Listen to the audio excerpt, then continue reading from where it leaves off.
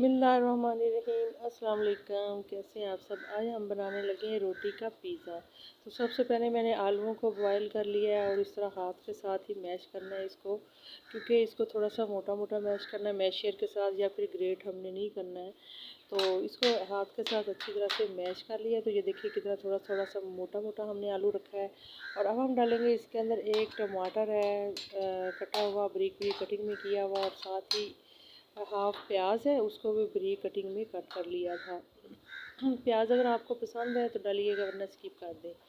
तो हाफ चम्मच इसके अंदर डाला है ज़ीरे का, और हाफ चम्मच डाला है हल्दी पाउडर अच्छा सा खूबसूरत कलर लाने के लिए, और साथ ही नमक हस्बे जायका। और नमक के बाद हम डालेंगे इसके अंदर रेड चिली फ्लेक्स। अगर आप चाहते हैं तो काली मिर्च भी इसके अंदर ऐड कर सकते हैं। तो बस सारे बैटर को अच्छी तरह से हमने मिक्स कर देना है। सब्ज़ मिर्चें इसके अंदर नहीं डालनी है, क्योंकि बच्चों ने खाना होता है, तो बच्चों को सब्ज़ मिर्चें अच्छी नहीं लगती। तो थोड़ी सी मैंने इसके अंदर खुशबू और जायके के लिए डाल दी है कसूरी मेथी क्रश करके। तो बस इसको अच्छी तरह से मिक्स करके और बैटर को रख देना है। तो ये देखिए बैटर हमारा रेडी हो गया। इसको साइड पे करते हैं। तो जनाब ये बहुत ही झटपट में तैयार होने वाली रेसिपी है। इधर हमने ले लिया एक रोटी, और रोटी मैंने ताज़ा बनाई है। जितने आपके घर के अफराद है उस हिसाब से आपने रोटियां बनानी है। तो इसके ऊपर लगा लें, आप पिज़्ज़ा सॉस लगा लें या फिर केचप भी लगा लें, ये आपकी अपनी चॉइस है। बच्चों को रोटी खाना बहुत महाल लगता है, जो शौक़ से खाते नहीं हैं। वो कहते हैं या पिज़्ज़ा खाएँ, बर्गर खाएँ या सैंडविच खाएँ। तो ये पिज़्ज़ा बिल्कुल पिज़्ज़े की तरह इसका जायका होगा। तो आप इस तरह से झटपट में बना कर बच्चों को दे दिया करें, बहुत ही शौक़ से खाएंगे, और फिर आपकी जो रोटी है वो ज़ाया भी नहीं होगी। अच्छा जी, जो आलूओं का बैटर हमने बना कर के रखा था उसको एक साइड पे इस तरह से लगा देना है। और आपने लगाने में कंजूसी नहीं करनी, तो आपने हाफ़ रोटी के ऊपर इस तरीके से लगाना है, यानी कि आपने भर देना है हाफ़ रोटी को, और अच्छे तरीके से ऊपर से लगाना है।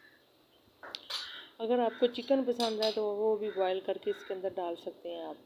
अच्छा जी, इसके बाद हमने डालना है इसके ऊपर थोड़ा सा प्याज है लंबे स्लाइसिस में कट किया हुआ, वो डाल देंगे।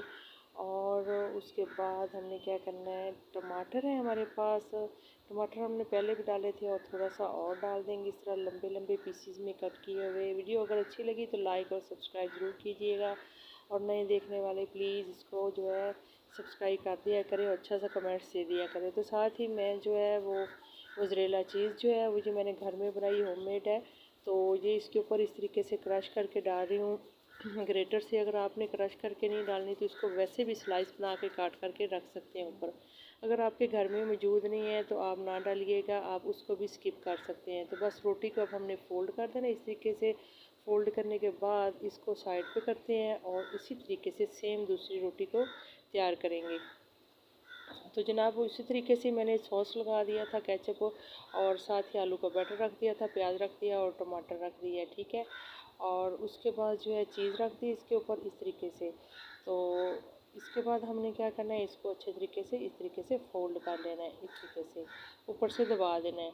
अच्छा जी, अब हमने क्या करना है, एक तवा ले लिया है, उसको गर्म होने के लिए रख दिया है। तो उसके ऊपर लगा देंगे थोड़ा सा ऑयल या घी, जो भी आपके पास है उसको थोड़ा सा ऊपर अप्लाई कर दें। तो 2 रोटियां मैंने बनानी है, तो दोनों रोटियों को मैं सेम एक तरह से ही रख दूँगी, ताकि हमारी जो रेसिपी है वो जल्दी कंप्लीट हो जाए। तो इस तरीके से तो कोई बात नहीं है, ये थोड़ा सा टमाटर बाहर निकल आया तो इसको हम खा लेंगे। तो दूसरी रोटी को भी इस तरीके से रख देना है। मैं आपको दिखा रही हूँ थोड़ा सा कैमरा दूर करके।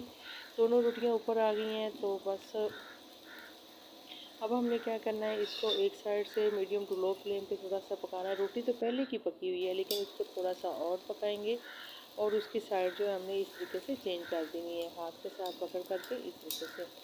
तो बड़े आराम के साथ चेंज करनी है, और ऊपर से इस तरह दबा के बनाना है। तो जस्ट सिर्फ 2 मिनट लगेंगे, तो हमारी इस तरह पिज़्ज़ा रोटी जो है बिल्कुल रेडी हो जाएगी। तो रोटी हमारी रेडी हो गई है, तो बहुत ही मज़ेदार लग रही है दिखने में, और बहुत क्रिस्पी सी लग रही है। तो जनाब दोनों रोटियों को मैंने जो है वो नीचे उतार लिया है, और अब हमने क्या करना है, इसको साइड पे करते हैं और करेंगे इसकी कटिंग। तो कटिंग आपकी अपनी चॉइस है, कर लें तो ठीक है, ना करें तो फिर भी ठीक है। तो इस तरीके से इसको कट कर लेंगे, और ये बहुत ही मज़ेदार और ज़बरदस्त लग रही है। इसकी जो लुक है वो बहुत ही मज़े की लग रही है। तो यकीनन ये अंदर से खाने में भी बहुत ही टेस्टी लगेगी। तो बस इस तरह से दूसरी रोटियों को भी कर लिया है। तो जनाब इसी के साथ ही हमें इजाज़त दें। अपना बहुत सारा ख्याल रखिएगा।